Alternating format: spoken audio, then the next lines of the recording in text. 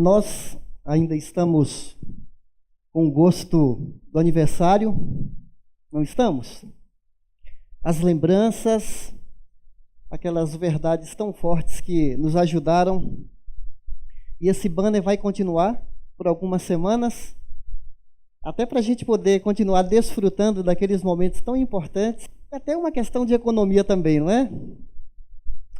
É possível que você esteja surpreso com essa nova série, além do Oscar.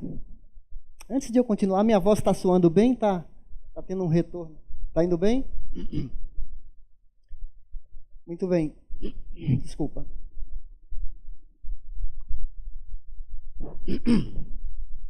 É possível que você esteja surpreso com esse título, além do Oscar. Esse evento Oscar é um dos eventos maiores do mundo, talvez até o segundo, né? Primeiro vem a Copa do Mundo. Foi fundada em 1927 e todos os anos dá um presente aos profissionais da indústria do cinema, devido à excelência do filme, a qualidade dos atores. Cada ator, cada diretor, trilha sonora, recebe uma estatueta de 33 centímetros, 35 centímetros, tem 4 quilos de estanho e de ouro. E você sabe de filmes clássicos, né? Como Ben-Hur, Titanic, Senhor dos Anéis. Aí você fala assim, mas por que a gente está falando sobre isso além do Oscar? Sabe por quê? É porque, assim como tem muitos filmes muito conhecidos, existem certas passagens clássicas da Bíblia que está na cabeça das crianças. Você fala de Davi e Golias, você pensa em Moisés, o sacrifício de Abraão quando sacrificou Isaac, Daniel e seus amigos na fornalha, na cova dos leões.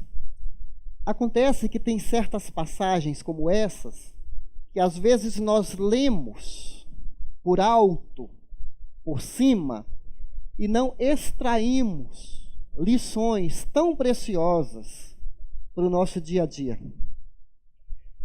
É como no Oscar, a gente vê lá aquelas celebridades, aquele cenário, aquele estilo de vida tão assim irreal para nós, que temos o nosso dia a dia. Então, o que a gente quer dizer com além do Oscar? Além desse brilho dos homens, além desse fascínio que qualquer arte exerce sobre o ser humano, seja música, cinema, livros, nós lemos na palavra de Deus que há certos ensinos ali que é para o nosso dia a dia. E hoje nós escolhemos o texto, até um livro clássico, né, 300, foi aquela batalha em que 300 espartanos barraram um exército enorme, o exército da Medo-Persa. E nós temos um número também de 300 na Bíblia. Já sabe do que eu estou falando? Um líder de um grupo de 300? Já imagina do que eu me refiro? Qual o nome dele? Gideão e os 300. Então é sobre essa passagem que eu quero convidar você para a gente abrir, Juízes capítulo 6, que é uma passagem clássica, não é?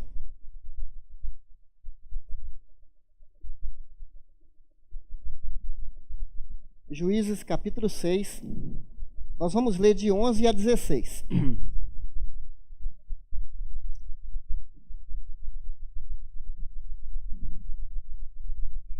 Onde que está Juízes, hein?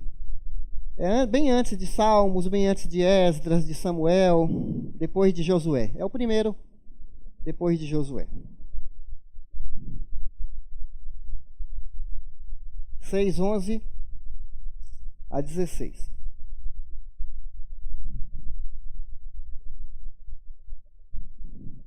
Posso ler? Então, 6, 11 a 16.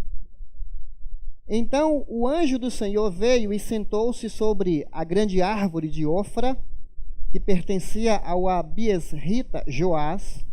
Gideão, filho de Joás, estava malhando trigo num tanque de prensar uvas, para escondê-lo dos midianitas.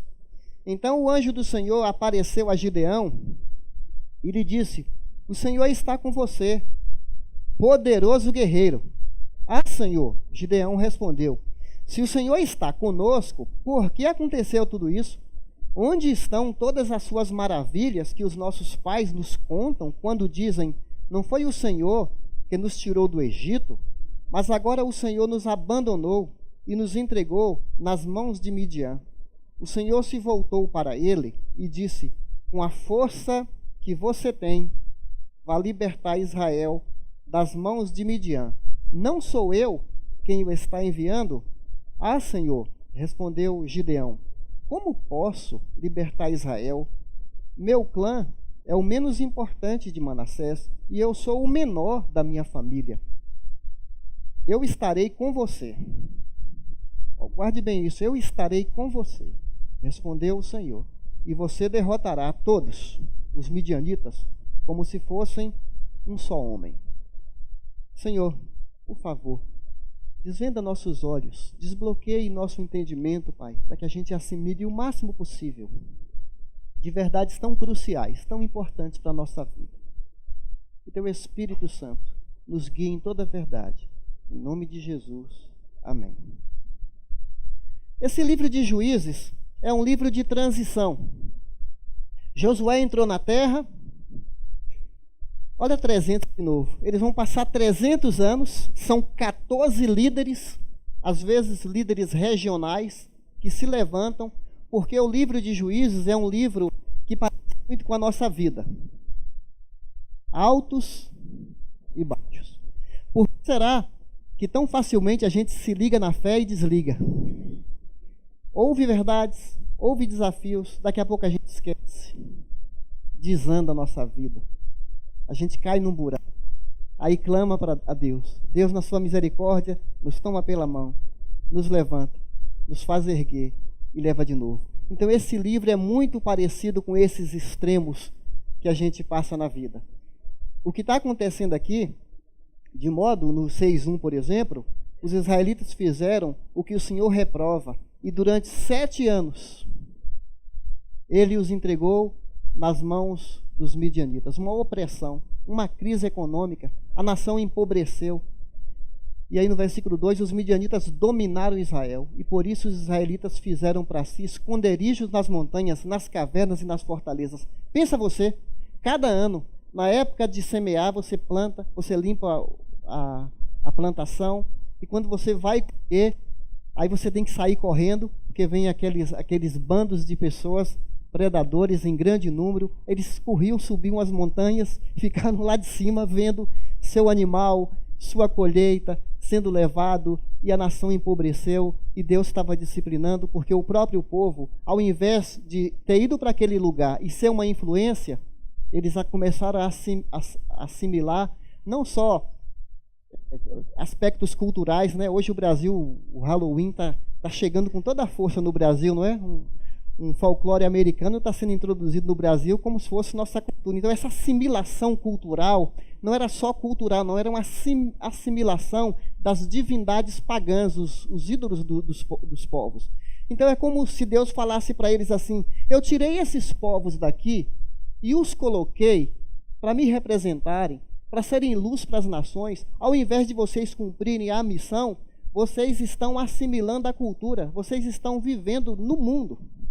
Tem muita semelhança com a nossa realidade, o que está acontecendo aqui. Acontece que na misericórdia de Deus, no versículo 7, o que eles fazem?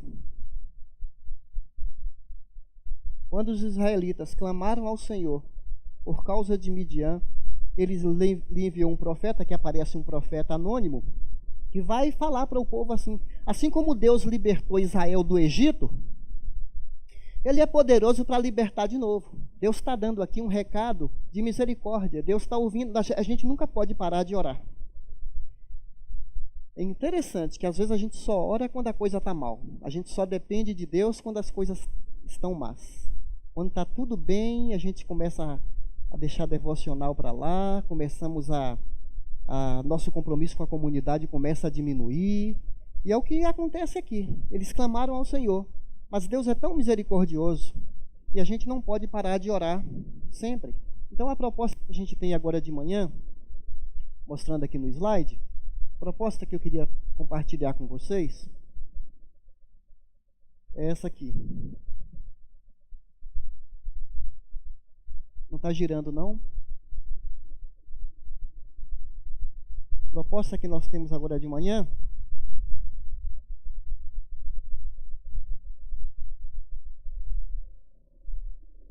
o que Deus chama pessoas simples. Próximo slide. Não sei porque as letras estão menores do que eu tinha colocado.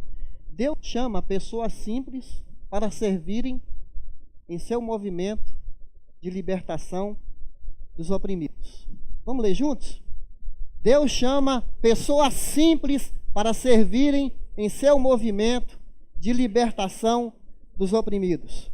E Gideão dá uma desculpa aqui. A desculpa do Gideão, você vê, são várias desculpas. Gideão é uma pessoa muito temerosa.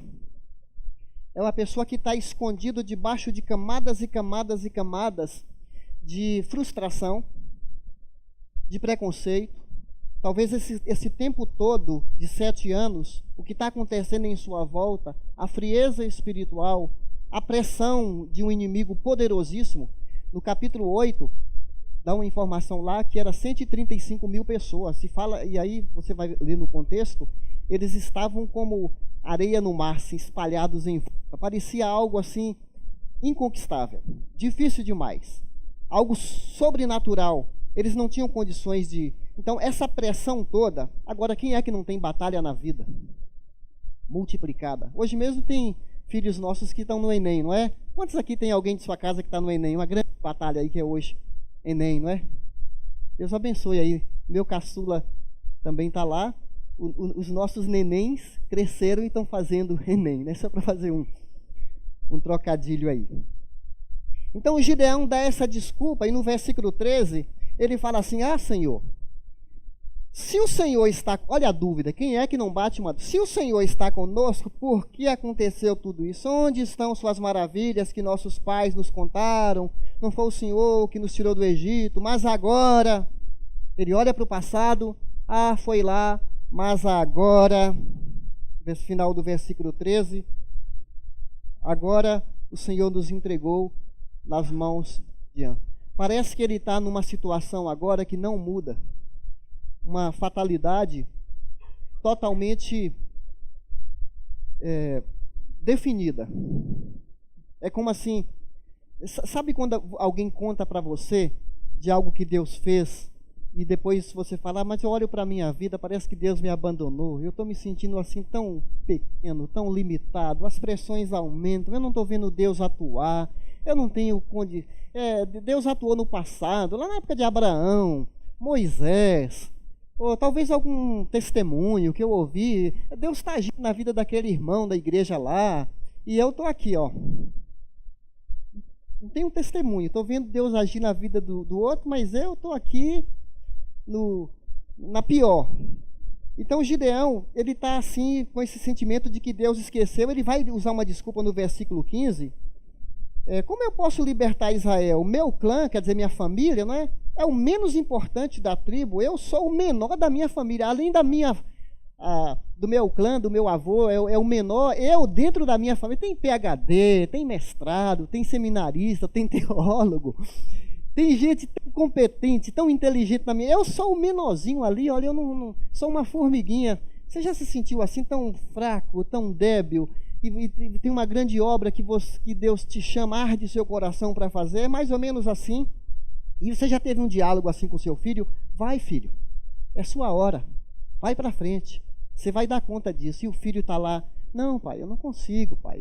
E você está ensinando um exercício de matemática. Vai, filho, você consegue, abre sua cabeça aí, presta atenção.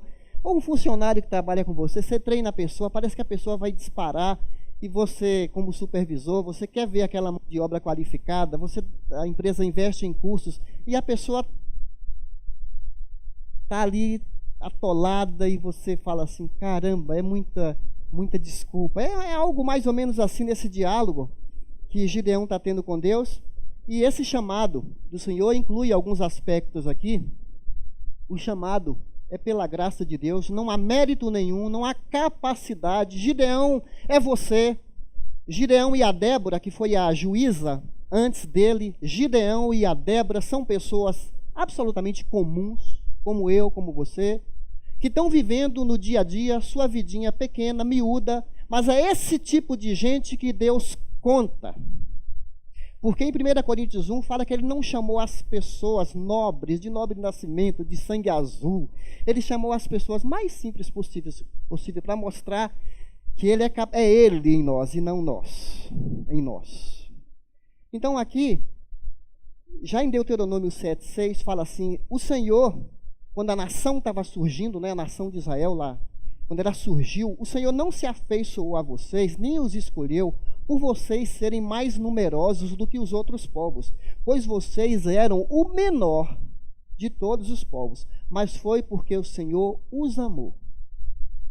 Deve ficar bem claro para nós que é porque Deus te amou. Você não merece, eu não mereço, somos todos fragilizados, não vem de nós. Deus não achou, não é porque você se acha competente, você tem facilidade para ganhar dinheiro, para fazer curso, para prosperar, e você fala, Deus viu algo bom em mim. Na verdade, não viu nada. Se a gente tem capacidade, vem essa capacidade dele, vem essa capacidade da graça. O apóstolo Paulo, que era um perseguidor, se tornou um implantador de igrejas. De primeira, ele disse assim, pois eu sou o menor dos apóstolos.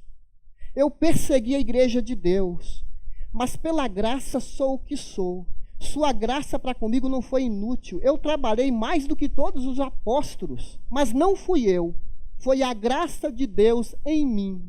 A gente precisa ter esse tipo de convicção. Não somos nós, é Deus em nós. 1 Coríntios 15, 9 a 10. Olha uma pessoa pequenina aos olhos dos homens, aos olhos do próprio pai. Nem o pai acreditava em Davi. Estava lá apacentando as ovelhas. E Samuel vai escolher os filhos. Qual o nome do homem lá? Jessé. Desfila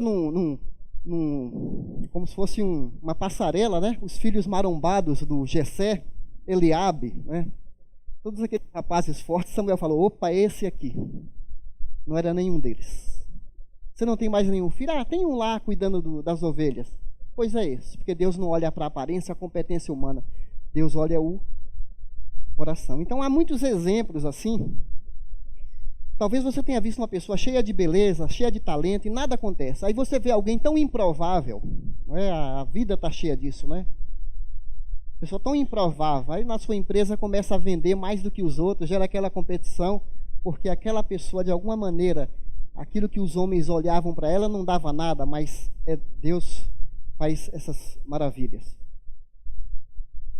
Então, às vezes a gente fica pensando que Deus vai levantar gigantes, pessoa muito preparada, uma pessoa carismática, cheia de dons. Mas Deus chama uma pessoa comum. Aqui, né, ele fala, meu pai é agricultor, ele é agricultor também, um homem simples, tocando a sua vida, cuidando da sua família.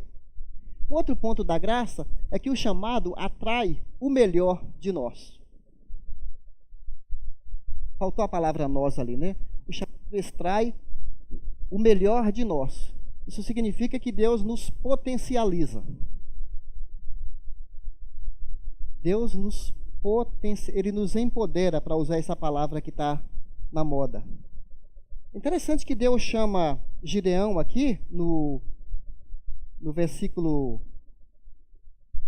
12, o Senhor está com você, poderoso guerreiro. Tem outra tradução que fala que ele é um homem valente, não é? Aí você fala assim, parece que o anjo está usando de ironia aqui, porque a gente não está vendo esse poderoso guerreiro aqui em ação. Você está vendo aqui o quê? Um camarada com medo. Com medo por quê? Onde é que ele estava, gente? Aqui fala que ele estava malhando trigo, no versículo 11, malhando o trigo num tanque de prensar uvas. Nem outra tradução fala no lagar.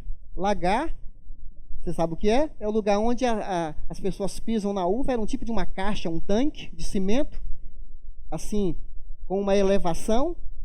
As pessoas pisavam na uva, escorria, e lá embaixo eles pegavam. Não sei se ainda hoje faz suco de uva assim, né, esmagando com o pé. Talvez a higiene tenha melhorado bastante. Mas era assim, Mas ele estava malhando trigo aonde? No lugar fechado, que era fechado, e o trigo geralmente era no quintal, no terreiro, com a peneira, tirando a palha, separando o grão. Mas ele obviamente não estava fazendo isso, por quê? Porque os inimigos iam ver ele colhendo e iam atacar, então ele está ali na moita, escondido, seu dia a dia. Era um trabalhador, é um bom sinal. Deus chama pessoas que estão atuantes. Você vê Pedro estava pescando, Davi estava cuidando da ovelha, Levi estava na coletoria. Então, é bom a gente estar em movimento, porque é num dia a dia que você está em movimento, que você tem encontros extraordinários com o Senhor, e pode ser um dia em que você está lá no seu trabalho, na mesa do seu escritório, fazendo sua devocional. É o nosso arroz com feijão de ter um encontro com o Senhor e Ele nos abastecer de coragem. É o que a gente precisa. E é o que está acontecendo aqui. E é bem provável, né, que todas essas camadas que estavam sobre Gideão fez com que ele arranjasse desculpas. Às vezes a gente para pensar que Gideão nos representa. Porque a própria igreja pode estar escondida dentro dela mesma, no dia a dia, fazendo movimentos tão pequenos, introspectivos, voltado para si mesmo. A igreja que pensa só neles, nos cristãos que estão esquecendo que a gente faz parte de um grande movimento. Então, Gideão está assim. O que está acontecendo na nossa sociedade? O povo vive amedrontado, as pessoas estão acuadas, a violência se multiplica. O suicídio é o quarto tipo de morte no Brasil nesse momento e cresce cada vez mais. Pessoas traumatizadas, nosso povo empobrecendo moralmente e espiritualmente, gente caindo em depressão. Você quer ganhar muito dinheiro agora, seja um médico psiquiatra, um psicólogo, estão agora abarrotados de clientela, porque as pessoas estão assim, desanimadas, né? Nesse século chamado a era da melancolia. E aí, Deus é um grande motivador, Deus é um grande abastecedor para nós. E Jeremias capítulo 1, versículo 5, fala que Ele nos criou, Ele sabe sua consistência, Ele te conhece antes de você nascer. Jeremias 1,5 fala, antes de formá-lo no ventre, eu te escolhi. Antes de você vir ao mundo, Deus tinha uma missão para você. Efésios 2 fala que Ele nos escolheu antes da fundação do mundo, nós em Cristo. O Charles Spurgeon falou assim, Deus nunca permite que seu povo peque com sucesso. Você vai ser descoberto. Deus não é um pai permissivo que deixa seus filhos fazerem o que quiserem, pois seu propósito maior é que se tornem conformes à imagem do seu filho. Romanos 8, 29. O do pai é poder olhar para cada membro de sua família espiritual e dizer, este é meu filho amado em quem eu tenho prazer. O propósito do pai, ele te olha como ele vê Jesus. Você é um filho amado, um filho querido. Deus não nos vê como nós somos apenas, Ele nos vê como nós nos tornaremos. É o que está acontecendo aqui com o Gideão. Nem ele acreditava mesmo. É bom a gente lembrar disso. Deus não olha você agora, com as suas imperfeições, seus defeitos de caráter, suas lutas, suas limitações, mas Ele olha para você e Ele vê um potencial enorme. Enorme.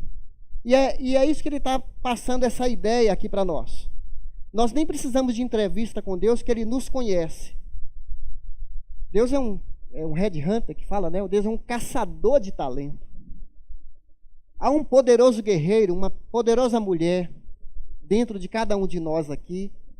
E Deus está quebrando essas camadas de Gideão, porque até então o Gideão está ali introspectivo, se rastejando como uma lagarta, vendo defeito nos outros crentes, não se envolve com nada, falta fé, frustrado, uma vida natural.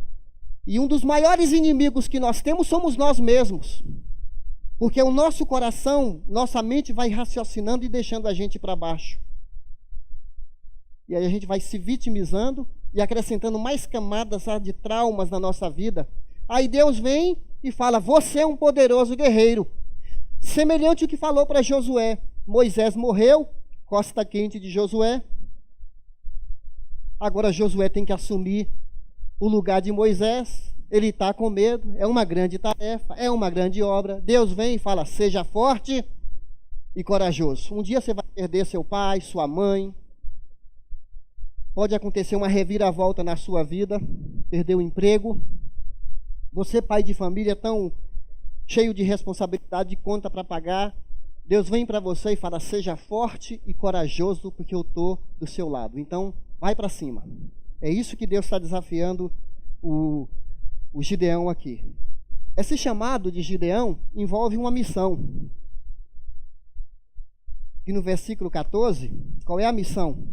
6,14. O Senhor se voltou para ele. Esse anjo do Senhor com letra maiúscula é a segunda pessoa da Trindade, porque não é um anjo comum, não é um anjo com letra minúscula. Os teólogos falam que é uma teofania, é o próprio a segunda pessoa da Trindade, que nós sabemos o nome dele, né, que no Novo Testamento é Jesus. Ele se apresenta aqui, ele é chamado de Senhor de Yahvé, é o que Gideão, ele fala aqui, o Senhor voltou para ele no 14, né? Com a força que você tem, qual é a missão, gente?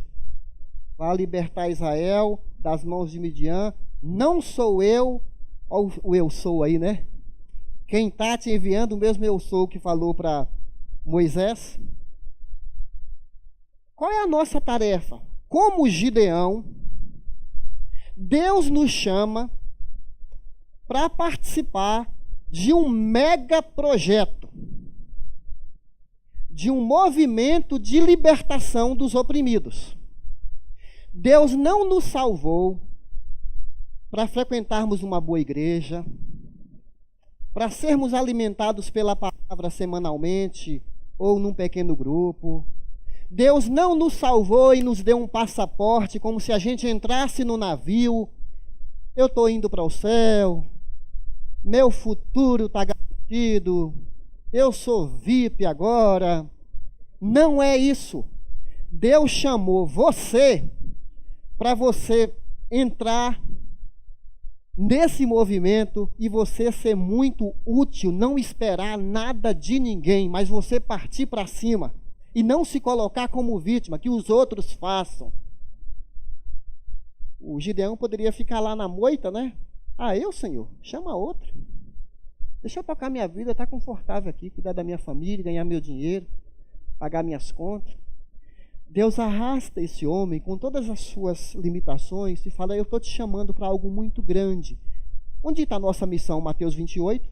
Ide, fazei discípulos de todas as nações, batizando-os em nome do Pai, do Filho e do Espírito Santo. Então nós temos essa visão de viver para a glória de Deus, impactar vidas e fazer discípulos de Jesus. Esse é o movimento que Deus nos chamou.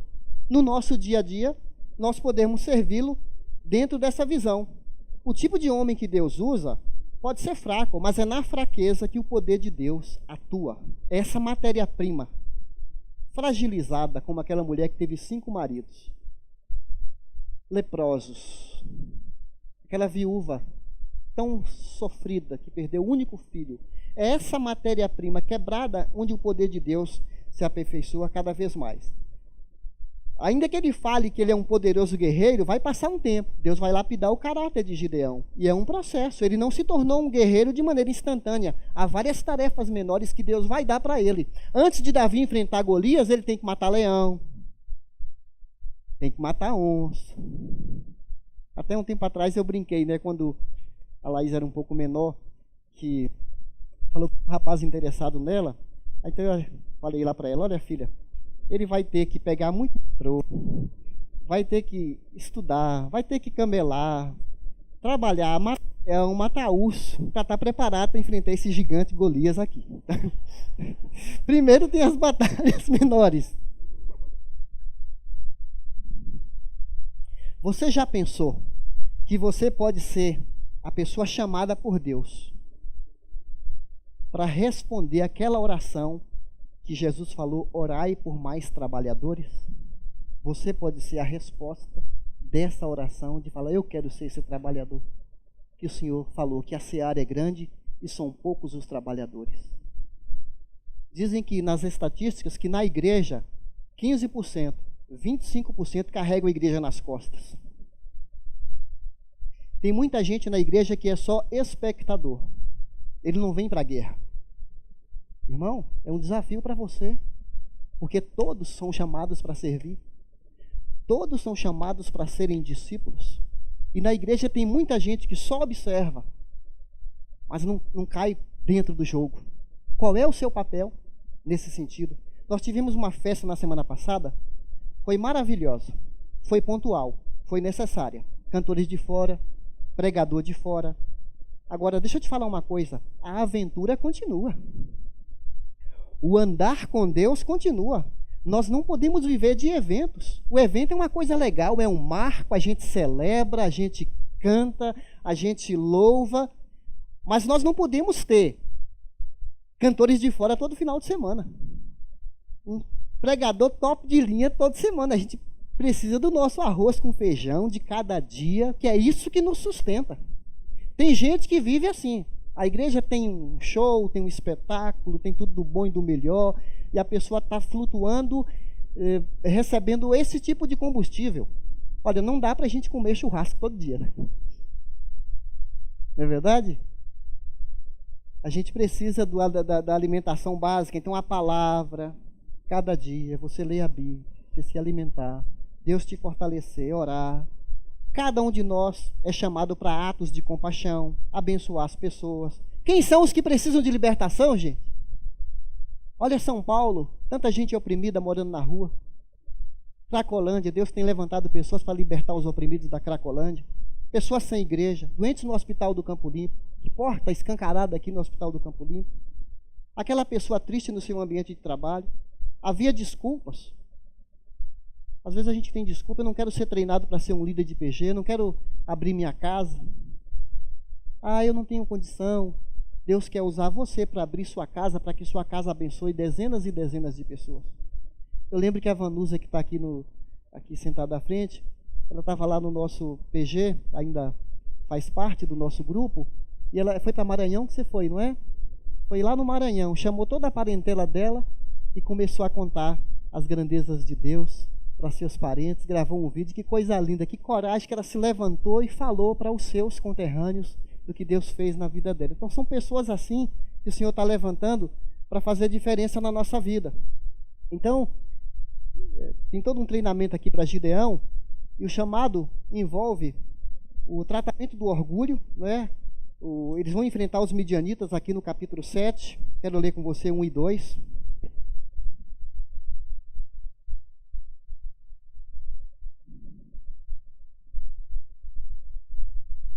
De madrugada, Jerubaal, isto é, Gideão, e todo o seu exército acampou junto à fonte de Arode. O acampamento de Midian estava ao norte deles, no vale, perto do monte Moré, e o Senhor disse a Gideão: você tem gente demais para eu entregar a Midian nas suas mãos, a fim de que Israel não se orgulhe contra mim, dizendo que a sua própria força o libertou. Versículo 3, ainda anuncie, pois, ao povo que todo aquele que estiver tremendo de medo poderá ir embora do monte Gileade. Então 22.000 homens partiram e ficaram apenas 10.000. Eles eram 32.000 os homens que Gideão conseguiu ajuntar. Era 32.000 para enfrentar quantos? 135.000. Aí Deus dá uma ordem aqui, faz uma seleção, que quem tiver com medo, tremendo, pudesse voltar para casa. Imagina o coração do líder, né? De 32.000, quantos ficaram? 10.000. Mas Deus vai trabalhar com orgulho aqui. Porque quem está lá no alto, cuidado, hein? Quando você está lá no alto, você pode cair. Porque quem está embaixo, não dá para cair muito não, mas quem está lá no alto. E para que esse povo não se ensoberbecesse, não ficasse orgulhoso, Deus faz essa seleção aqui. E Deus, desses 10.000, Deus ainda fala para ele no versículo 4, ainda tem gente demais. Desça com eles à beira d'água, e eu separarei os que ficarão com você. Se eu disser este irá com você, ele irá. Mas se eu disser este não irá com você, ele não irá. E aqui há todo um teste, quero até que você leia com calma em sua casa. Esses 10.000 homens vão beber água. Desses 10.000 homens, vários deles muito sedentos, eles entram na água com tudo. Abaixo, uma sede intensa, e tem 300 que eles ficam de pé e pega a água com a mão e bebe assim a água. Qual é a diferença? Deus seleciona ali esses 300. É que aqueles 300, eles estavam de olho na região, se o inimigo poderia vir, preparados, dedicados, né? Disciplinados, enquanto que os outros caíram na água de maneira assim, descuidada. Então Deus, aqui tem uma lição para nós. As pessoas medrosas atrapalham os outros. Você imagina enfrentar lança, enfrentar soldado, faca, aquela briga corpo a corpo. É que a gente não tem esse tipo de batalha, a gente tem outros tipos de batalha. Mas o medo é muito contagiante. Na hora do vamos ver, podiam ir para trás, podiam... um só que começasse a tremer e falar, a gente não vai vencer, pronto, já quebra o clima do exército. Então a gente precisa de pessoas corajosas na igreja. O medo nos impede de vencer tantas batalhas. O contrário da fé não é ateísmo. O contrário da fé é medo. Mas, olha, irmãos, todos nós temos um contexto de medo. Quem de nós aqui pode falar, eu sou corajoso o tempo todo? Nós somos fracos. Mas aí é na força de Deus, é no poder de Deus. 2 Timóteo 1,7. Deus não nos deu o espírito de covardia, mas de força, de poder e de equilíbrio. O Senhor nos deu. Então Deus está trabalhando aqui no orgulho. E Deus também nos chama para trabalhar em equipe. São 300 homens. São 300 homens. Talvez na equipe, você... nós fazemos parte de uma equipe. A igreja é uma equipe. E essa equipe precisa estar unida para poder vencer as grandes batalhas. Deus poderia usar o Gideão sozinho? Como disse Lutero, um homem com Deus é maioria. Poderia usar Gideão sozinho? Mas ele trouxe ali um poder de unidade de uma equipe, usando as outras pessoas para poder enfrentar. A igreja é uma equipe. No seu trabalho você pode ter uma equipe. E aí ele nos ensina a trabalhar em equipe. A questão é se você está na equipe certa. Tem pessoas que estão numa equipe, mas não estão fazendo o serviço certo.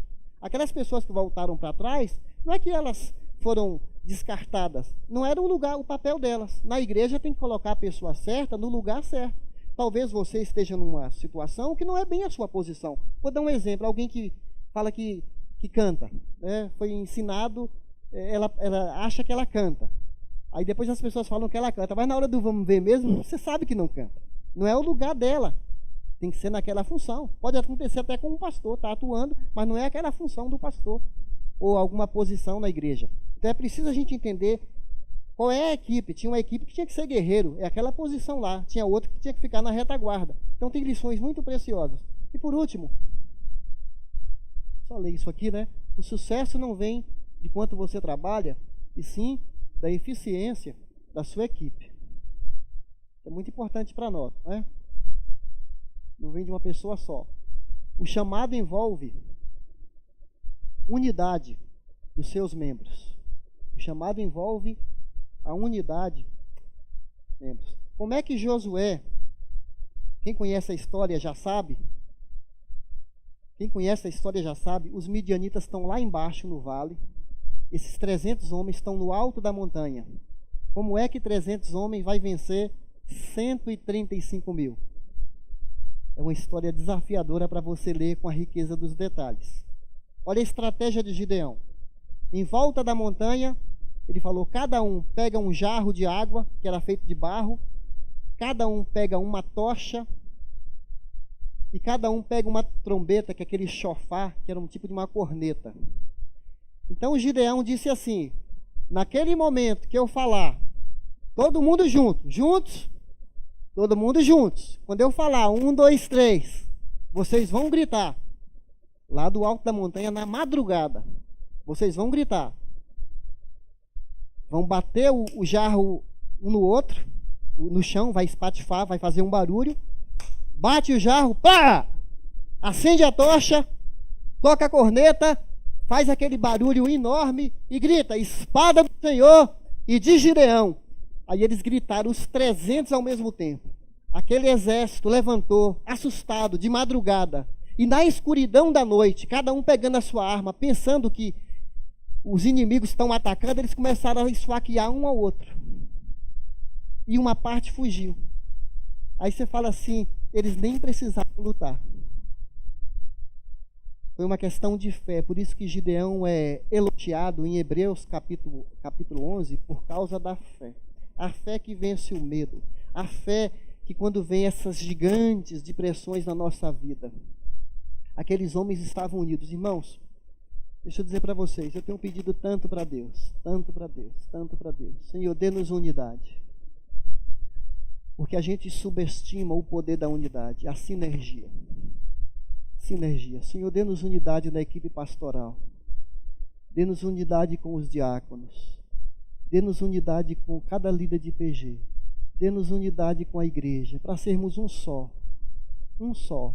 O Senhor é em nós. Efésios 4:1 vai falar: esforçai-vos para viver em unidade. Se nós tivermos entre nós conversas, fofocas, criticar a sua igreja, ficar emburrado, não procurar a pessoa para conversar, a gente superdimensiona as coisas, ouve as coisas de maneira exagerada, interpreta, faz juízo, e aquilo a gente interioriza aquilo, perde nosso ânimo, a gente coloca camadas na nossa vida que nos faz perder o ânimo e a fé.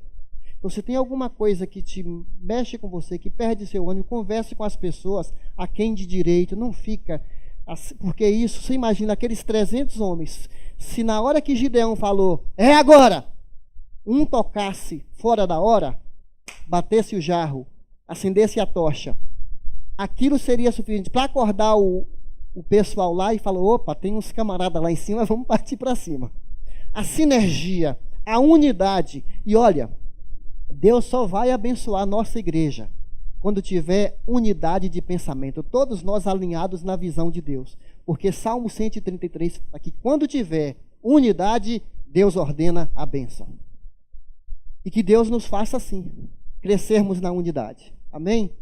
Glória a Deus.